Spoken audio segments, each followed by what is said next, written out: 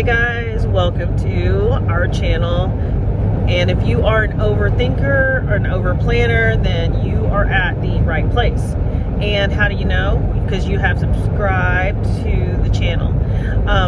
Just like the title suggests, I am talking about Viking included and really paid excursions. So that's one of the biggest things that I know I was thinking about, I always think about, and if you're like me, you're thinking about it. So here's just my overall opinion about included excursions, paid excursions, and if they are worth the money, if they are high quality, just my thoughts so that you can make your own decision. So I'm just going to walk you through my thought process, and here we go. First and foremost, I just always have a mindset that anything that is included or free is not going to be good. I don't know who else is like that, but that's just how I think. I generally have an immediate thought that if something is included, there's probably going to be a quality issue with it.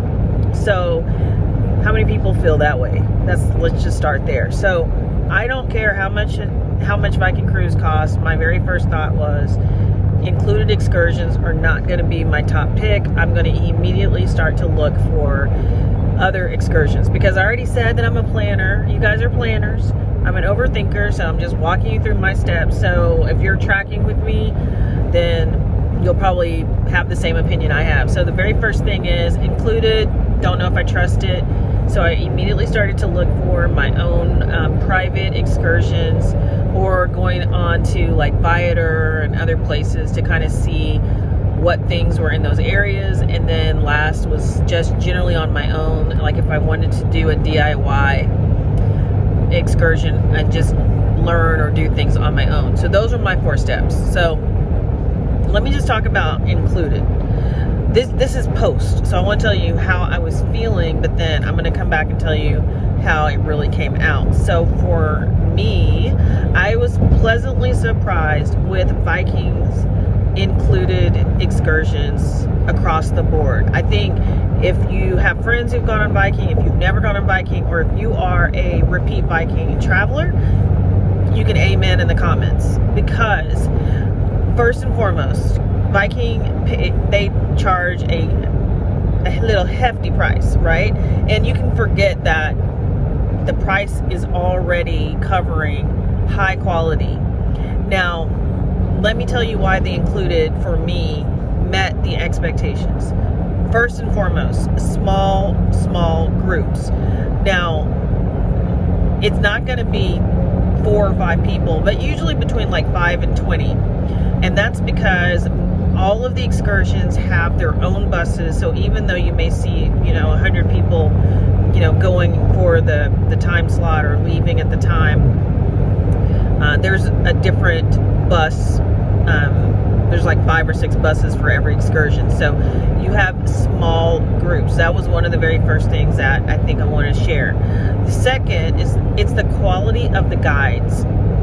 I'm saying guides, not guys, but quality of the guides. So you think about these areas that are high tourist areas, and you think about the fact that guides are, one, they probably are freelance, gig employees that are going to be part of any other excursion or any other excursion company. So it does come down to the quality of the guides, but let me tell you about why the guides are probably better on Viking than even your private guides. One, because they're paid really well. And you're probably like, how do you know that? Well, because I'm the overthinker, guys. Because I am saving you guys a trip with these tips so that you can still go and fact check it. I love it when y'all fact check, by the way. But I've already done the fact checking so that y'all don't have to. So if you go and look up on any Indeed or any of the workplace forums where guides are talking about who they want to work for, they want to work for Viking. Yeah, so you're probably like, wow, she's really doing her research. Yes, because it's the quality of the guides. the whole experience is really about the guides and how good the buses are. So I'll come to that. But the guides. So within the industry, guides really like Viking because y'all tip well. Okay, you tip well. So they want to make their money. Who doesn't want to make good money? So anyway, quality of the guides is really good, and so that plays a really big part. Okay, the other part, transportation. Transportation is good. The buses are well appointed,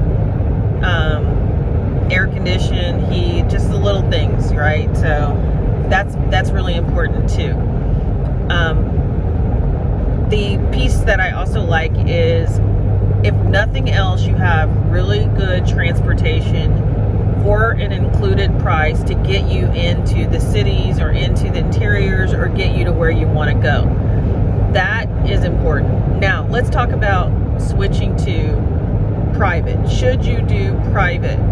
Should you do private that you go and secure, or should you pay and do the non-included but paid excursions?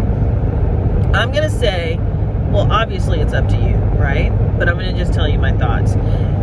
If you can find something that is not included that you really want to do, if you have a specific history track, or you want to study religion, or you have, they do have some wine and cheese and some different food things, but if you have a specific food or wine or something like that you want to do, I would say absolutely. Now, my suggestion is that I would still highly recommend doing the paid version of that tour with Viking, simply because you can guarantee that it's going to be insured, arranged. If there's a time change, if something shifts, you don't have to figure out how to work that out on your own, because there are things that change. I mean, you may have to get off the boat late. You may not know exactly where to meet your tour guide if you book on your own. So I would pay for the convenience. That's just my personal vote. Now, I will tell you that there are some paid excursions that I heard from other people they didn't really love. And the thing they didn't really love about it is it was just a little bit too simple for the payment. And honestly, they probably could have done that on their own. It was mostly like the food one, the ones that are related to food, cheese, chocolate, wine. My opinion is that I would just go take the included excursion, get into the city, and go to a wine bar and, do it yourself, or just go to a restaurant and just be like a local. I personally don't really need a guided tour for some things like that, but just like a local, I just like to immerse myself into the city. So with that said, please know that if you want to do an included excursion and want to go and venture out on your own and do kind of a hybrid, you may be standing there, you may be thinking right now, can I do that? The answer is yes. So when you see the included excursions and it says it's going to be 4 hours, 6 hours, and you're like, oh my gosh, I don't want to be with these people for 6 hours. Me either. That's what I was thinking. I'm like, I don't know if I want to commit. But you can really control how you want to spend the day. Just find out from the guide what time to meet back at the spot and leave and go and do whatever it is you want to do. I recommend coming back at least 15 minutes early and still tipping the guide, because ultimately they don't care how many people are on the tour as long as you tip them. And then as long as you're not holding up the group, you get back early, 15 minutes before everybody is taking off, I think you'll be in great shape.